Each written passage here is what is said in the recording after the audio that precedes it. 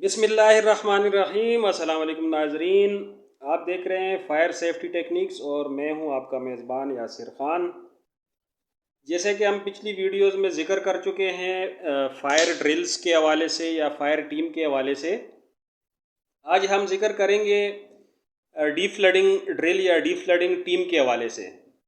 तो जैसे कि आप जानते हैं, अगर फायर ड्रिल हो जाती है या फायर जो अगर एक्चुअल में हो गई है और फायर बुझाने के लिए होज रील्स और फायर फाइटिंग होजेस जो 2.5 इंच वाली बड़ी होजेस हैं जिनमें 8 बार का प्रेशर होता है, अगर वो यूज़ हो चुकी हैं, पूरी एक एसओपी के मुताबिक जो है फायर फाइटिंग हो चुकी है और फायर अंडर कंट्रोल हो चुकी है, तो उसके बाद जो पानी हमने नोज़ल्स के थ्रू डिस्चार्ज किया हुआ है उसको कैसे ओवरबोर्ड करना है, या अगर शिप के हवाले से मैं बात करूं तो बहुत ही इम्पोर्टेंट टॉपिक है डी फ्लडिंग ड्रिल के हवाले से। क्योंकि शिप पे दो चीज़ें सबसे मेन चीज़ें जो है, जो एनिमीज़ हैं, हमारे दो एनिमीज़ हैं। सबसे पहले नंबर पे फायर है और दूसरे नंबर पे फ्लडिंग है।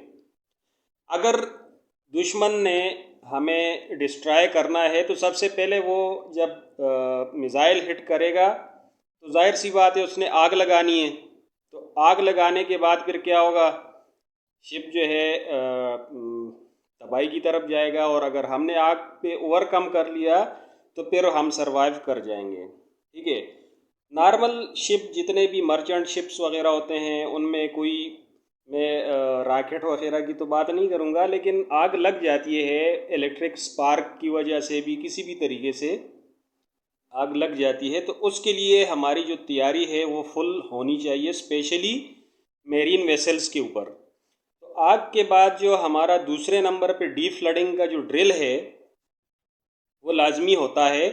खुदा न खास्ता शिप के बॉटम में सुराख हो गया, होल हो गया, या शिप साइड पे किसी भी बल्क हेड में होल हो गया, तो उसके लिए फिर हमने क्या तैयारी करनी है। तो ये बहुत ही इम्पोर्टेंट चीज़ है। उसके लिए हमने सबसे पहले तो ये करना है कि हमने जहाँ पे सुराख हो चुका है बॉटम में या बल्क हेड में, शिप साइड पे कहीं पे भी, तो सबसे पहले हमारे पास वुडन वेजेस होते हैं, वुडन गुल्ले होते हैं, वो हमने अपने पास जो डैमेज कंट्रोल के एक लाकर में रखी होनी ज़रूरी है, वो हमारे पास होनी चाहिए। जैसे कि फायर लाकर होते हैं जिसमें फायर फाइटिंग का सारा सामान पड़ा हुआ होता है, इसी तरह डीसी लाकर यानी डैमेज कंट्रोल के लाकर भी होते हैं। तो कहीं पे भी कोई भी बॉटम डैमेज हो गया, बल्क हेड डैमेज हो गया, उसमें होल हो गया, तो उसके लिए हमने डीसी लाकर को अप्रोच करके फ़ौरन हमने फ्लडिंग रोकनी है। और जो पानी किसी भी कंपार्टमेंट में आ चुका है फिर उसको हमने डीफ्लड भी करना है, उसको हमने बाहर भी ओवरबोर्ड भी करना है, निकालना भी है। तो उसके लिए हमारे पास पंप्स जो है हमारे पास होने चाहिए।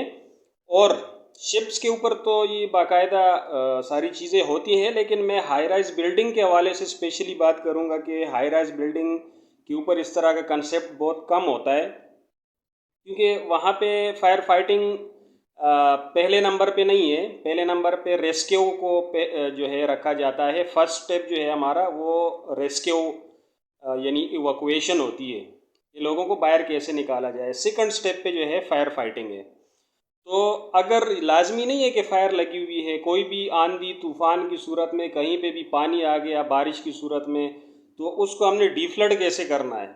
तो ये हाई राइज बिल्डिंग में भी ये सारी चीज़ें होनी चाहिए। पोर्टेबल पंप्स जो हैं हमारे पास डी फ्लडिंग प्रोसेस के लिए होने चाहिए। तो जो मेरीन वेसल्स के हवाले से हम बात कर रहे थे, उसमें ये है कि कोई भी फायर लगी है तो उसकी सूरत में तो जैसे अंडर कंट्रोल हो गई फायर, तो लाजमी हमने डी फ्लडिंग करनी है। लेकिन उसके साथ एक और जो चीज़ जुड़ी हुई है, कहीं पे बॉटम या बल्क हेड में या शिप साइड में सुराख हो गया, तो उसको सबसे पहले हमने उस सुराख को बंद करना है। ठीक है। अच्छा, अब ये एक और चीज़ मैं आपको बताता चलूँ, अगर वो सुराख बंद नहीं होता तो उस सूरत में क्या करना है शिप स्टाफ ने। उस सूरत में बहुत ही इजी और रिस्की काम है, लेकिन बहुत ही इजी है, क्योंकि आपने शिप की बायंसी या स्टेबिलिटी बरकरार रखनी है। तो उसके लिए आपने, जैसे पोर्ट और स्टबर्ड दोनों साइड्स होती हैं, तो अगर पोर्ट साइड में पानी भर चुका है किसी भी कंपार्टमेंट में, तो उसका दरवाज़ा फुल आपने क्लोज़ कर देना है। और जितने भी शिप के ऊपर दरवाजे होते हैं सारे एयर टाइट और वाटर टाइट होते हैं। उनकी वाटर टाइट इंटीग्रिटी और एयर टाइट इंटीग्रिटी को बाकायदा शिपयार्ड में डाक के अंदर चेक किया जाता है, पास किया जाता है, उसके बाद उसको पानी में जाने दिया जाता है। तो वो आपने क्लोज़ कर देने हैं, जितने भी उसकी पोर्ट होल्स हैं, जितने भी डोर्स हैं, एक है या दो है, वो आपने बंद कर देने हैं। और मिसाल के तौर पे अगर वो कंपार्टमेंट पोर्ट साइड पे है, तो आपने बिल्कुल उसकी सामने वाला जो स्टबर्ड साइड का कंपार्टमेंट है, जाहिर सी बात है वो पोर्ट साइड पे जो शिप है आपका लिस्ट कर जाएगा, वायंसी उसकी स्टेबिलिटी बरकरार नहीं रहेगी। तो उस कंपार्टमेंट के बिल्कुल सामने स्टबर्ड साइड पे जो कंपार्टमेंट है, फिर उसमें आपने ब्लास्ट टैंक से या उस कंपार्टमेंट के अंदर आपने पानी भर के उस स्टेबिलिटी को बरकरार रख देना है। ठीक है। अगर आपके पास उस साइड पे ब्लास्ट टैंक्स हैं और वो खाली हैं, तो जैसे पोर्ट साइड पे कंपार्टमेंट के अंदर पानी भर चुका है, तो स्टबर्ड साइड पे आपका जो ब्लास्ट टैंक है आप उसको सी वाटर से भर देंगे, तो आपकी जो स्टेबिलिटी है वो बरकरार हो जाएगी और आप स्मूथली सरवाइव कर जाएंगे।